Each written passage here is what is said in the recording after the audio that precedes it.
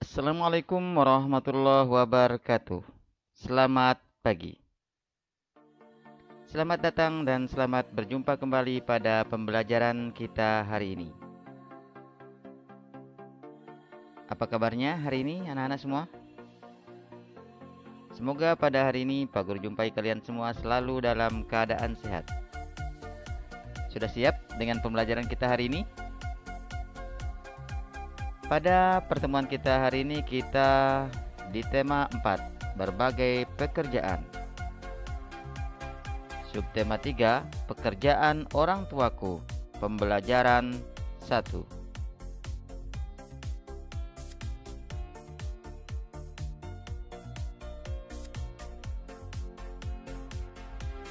Tahukah kamu seorang pendongeng?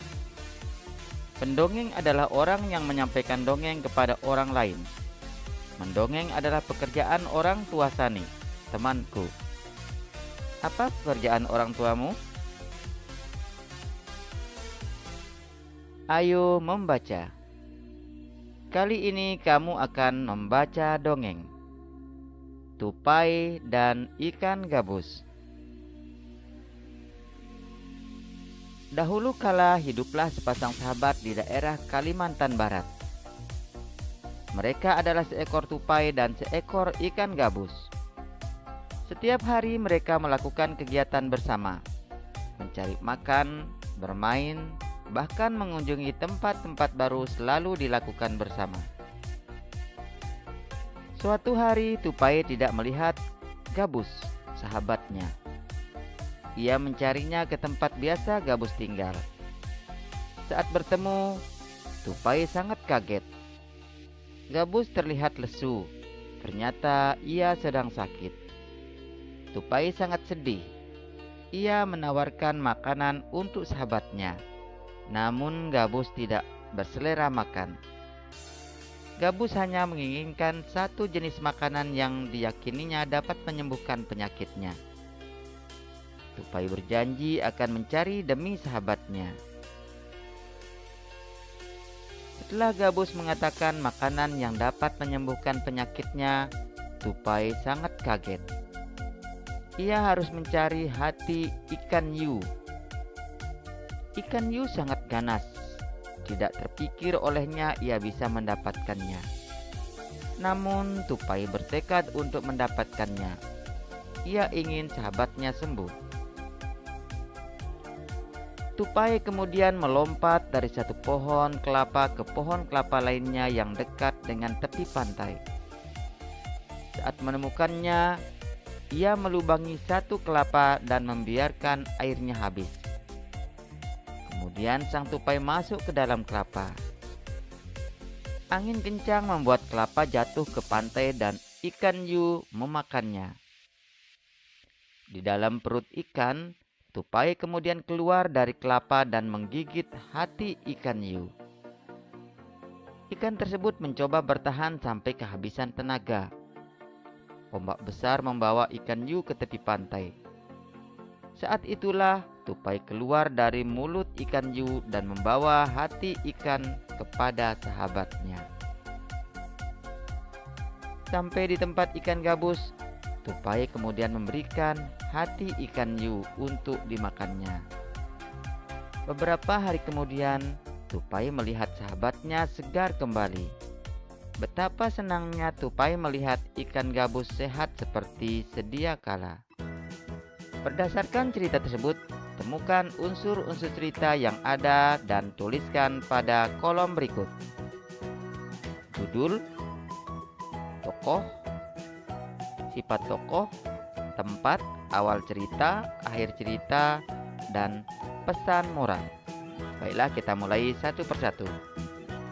Judul, Tupai dan Ikan Gabus. Tokoh cerita, tupai, ikan gabus, dan ikan hiu. Sifat tokoh, tupai suka menolong, ikan gabus sabar. Tempat kejadian, yaitu di Kalimantan Barat. Awal cerita, tupai melihat ikan gabus lesu. akhir cerita, ikan gabus sehat seperti sedia kala.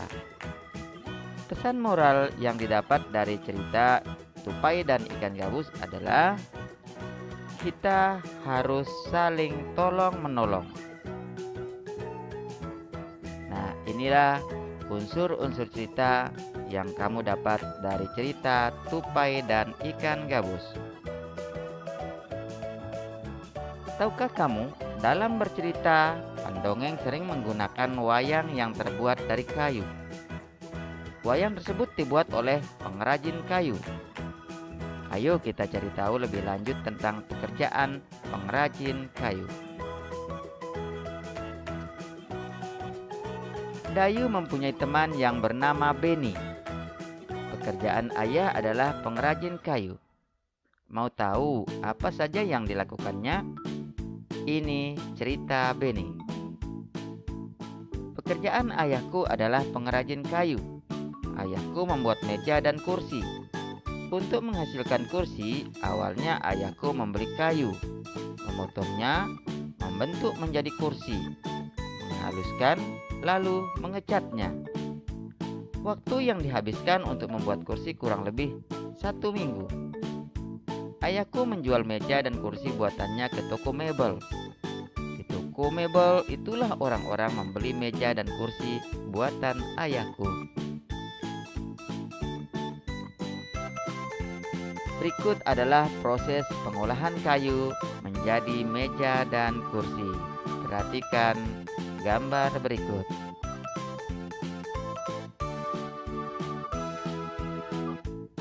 Seorang tukang kayu menghasilkan barang berupa meja dan kursi. Mereka menggunakan sumber daya alam kayu sebagai bahan bakunya. Tukang kayu termasuk jenis pekerjaan produksi, sedangkan penjual di toko mebel termasuk jenis pekerjaan distribusi. Tukang kayu dapat menghasilkan barang-barang keperluan rumah tangga seperti meja dan kursi yang dibutuhkan oleh masyarakat. Jawablah pertanyaan berikut. Jelaskan proses yang terjadi sehingga meja dan kursi bisa sampai di rumahmu. Jawab, pohon di hutan ditebang dan kemudian diangkut sampai ke pengrajin kayu. Pengrajin kayu mengubah kayu menjadi barang seperti meja dan kursi. Setelah jadi, meja dan kursi dijual oleh pengrajin ke toko mebel. Dari toko mebel, masyarakat yang membutuhkan meja dan kursi dapat membelinya di toko tersebut. Profesi apa saja yang terlibat agar meja dan kursi sampai di rumahmu? Ada penebang kayu, pengangkut barang, pengrajin kayu, dan pedagang mebel. Pertanyaan berikut. Bagaimana sebaiknya kamu merawat meja dan kursi di rumahmu? Jawab, sebaiknya kita merawat barang yang kita miliki dengan baik agar awet. Karena barang-barang yang ada di rumah kita dibuat dari sumber daya alam yang jumlahnya bisa berkurang sewaktu-waktu. Para pengrajin mendapatkan kayu untuk bahan baku mebel dari hutan. Salah satu hutan di Indonesia yang sering diambil pohonnya adalah hutan di Kalimantan. Dahulu, hutan Kalimantan sangat lebat dan merupakan paru-paru dunia, penghasil oksigen. Akan tetapi kini pohon-pohonnya semakin berkurang. Seringkali karena pembalakan hutan secara liar dan kebakaran hutan. Ayo mengamati. Perhatikan kenampakan hutan di Kalimantan pada gambar di bawah ini. Warna hijau merupakan adanya pohon dan warna putih menunjukkan hutan yang gundul. Amati gambar atau kenampakan hutan di Kalimantan dari tahun 1950 sampai 2005 dan proyeksi terhadap tahun 2020.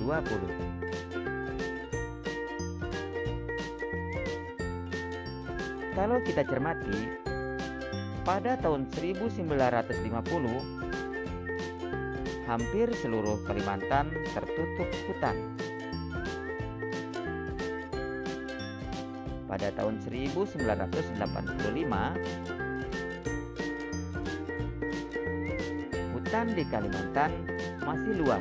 Kalau kita perhatikan warna hijau di sini.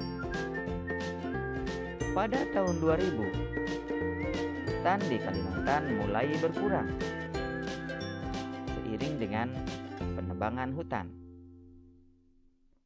Kita lanjut pada tahun 2005. Pada tahun 2005 di sini, hutan di Kalimantan banyak berkurang. Tahun 2010, hutan Kalimantan sama banyaknya dengan pemukiman.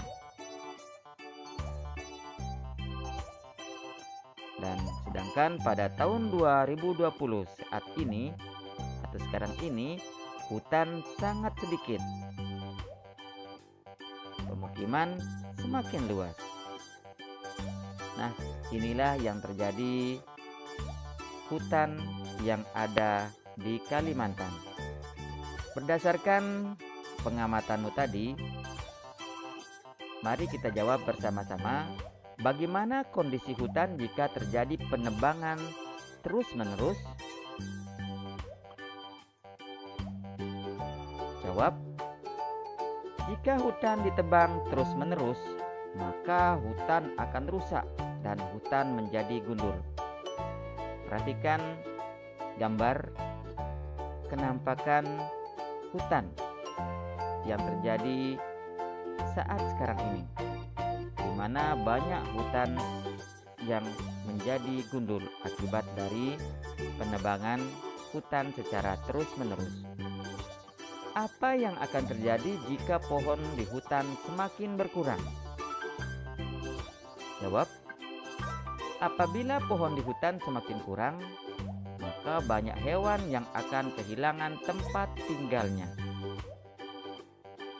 Nah, ini adalah salah satu gambar bahwa hewan-hewan tidak ada tempat tinggalnya.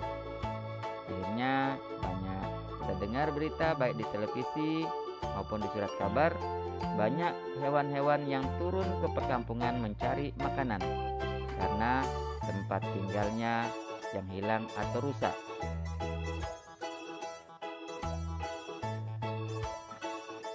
Apa yang harus kita lakukan untuk menjaga kelestarian hutan? Ada beberapa upaya yang dapat kita lakukan untuk menjaga kelestarian hutan, antara lain memberikan sanksi orang yang melakukan penebangan hutan sembarangan, tidak membuang sampah sembarangan di hutan, menerapkan sistem tebang tanam, melindungi dan menjaga habitat yang ada di hutan, mengurangi penggunaan kertas, mengidentifikasi dan mencegah terjadinya kebakaran hutan. Terakhir, melakukan penebangan secara konservatif. Sikap apa yang sebaiknya dimiliki oleh pengrajin kayu agar kelestarian hutan tetap terjaga? Jawab, sebaiknya pengrajin kayu melakukan tebang pilih, yaitu memilih kayu yang sudah tua dan setelah memotong pohon menanamnya kembali.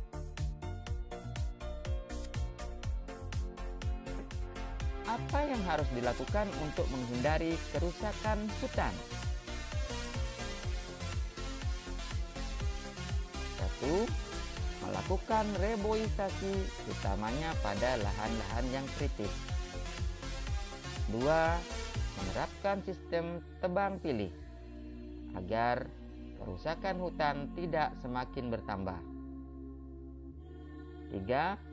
Mengadakan penyuluhan yang menekankan pentingnya hutan bagi kehidupan. 4. Menindak tegas mereka yang terbukti merusak hutan. 5. Aktif mengevaluasi izin usaha perusahaan-perusahaan yang aktivitas usahanya melibatkan pembebasan lahan hutan. Berikut adalah kerjasama dengan orang tua kalian di rumah. Apa yang dihasilkan dari pekerjaan orang tuamu? Sumber daya alam apa yang sering dipakai? Nilai baik apa yang bisa kamu pelajari dari pekerjaan orang tuamu? Diskusikan hal tersebut dengan orang tuamu. Sampaikan hasil diskusimu kepada guru dan temanmu. Cukup sekian pembelajaran kita hari ini. Pak Guru ucapkan terima kasih. Tetap semangat. Assalamualaikum warahmatullahi wabarakatuh.